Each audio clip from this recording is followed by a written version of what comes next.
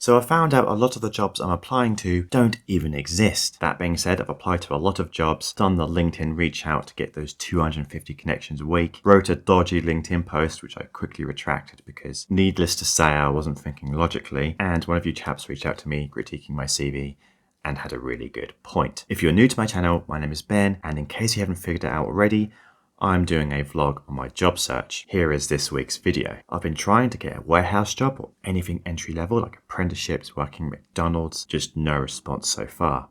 The recruiters do have my CV though. I think my problem with my CV though is that it's really quite general. I have experience in web development, business analyst type roles.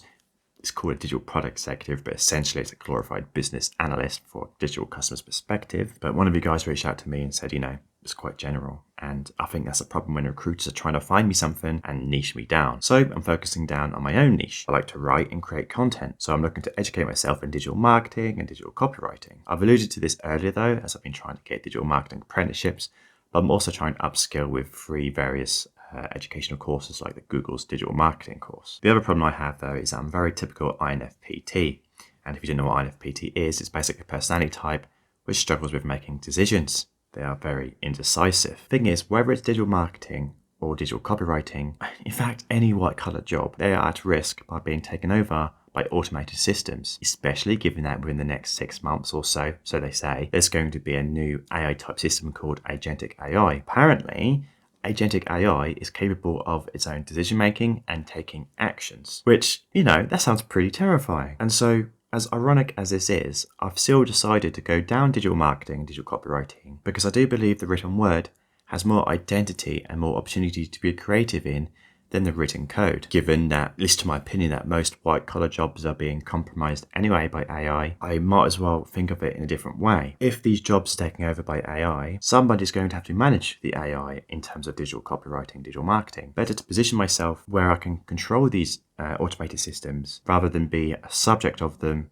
being taken over because I can't get a job in those fields, if that makes sense at all. I'm sure you'll let me know in the comments if I've got a bad take on this. At the end of the day, damned if I do, damned if I don't. Better to use my skill set that I've got from my previous jobs, along with my interests and my capabilities, and combine them into a job that I can do. In terms of the mental side of things, it's not going too well. I don't mean to talk about my feelings on here to make excuses or ask for sympathy, but it's frustrating. It's the fact that I made some stupid mistakes earlier that I need to not think about with my previous job, for example, but at the same time, just knowing that getting the job at the moment, it shouldn't be this difficult. I know I'm capable of critical thinking and making smart decisions, but emotions do compromise you, don't they? I think the art, though, of putting mistakes behind you, thinking positively, and moving forward even if the environment is telling you otherwise, it's a really difficult skill to master. In terms of my job updates though, this week has been nothing but pure rejections. Well, I say pure rejections. Most of it is me being ghosted by these job applications. Some of them are getting rejected. The rejections themselves are pointless. It's like, you have been unsuccessful. It's like, well, obviously. Now, I've stopped counting how many jobs I've applied to this week. It's a bit less than last week, but I only write down now the CVs that I've changed as a result of the application, with the keywords and stuff like that. Otherwise, I just apply for a set amount a day and then forget about them. I've also been looking into doing some sort of using bots to auto-apply for jobs. Given that the recruiters use ATS systems that go through applications, I need something that can add volume to the amount I'm applying to a day. The problem with these bots is that they cost money and, they're unethical, but given the way recruiters are doing things, it's tit for tat, really. I want to say as well, quite a few of you guys have reached out to me and said it takes a lot of courage to talk about my situation being unemployed and my emotions, the things I'm going through so far. As you who subscribe to me know, I'm quite an avid reader, and Robert Greene's 48 Laws of Power would tell you that talking about your emotions and talking about your problems is a big mistake. He might well be right. I don't know whether talking about these things is smart or stupid. Looking back at my videos after all, you guys love to remind me the mistakes that I've made. This is the cost though of making my journey known publicly. I own up to my mistakes and I do try to learn from them, but let's not forget guys, I am only human.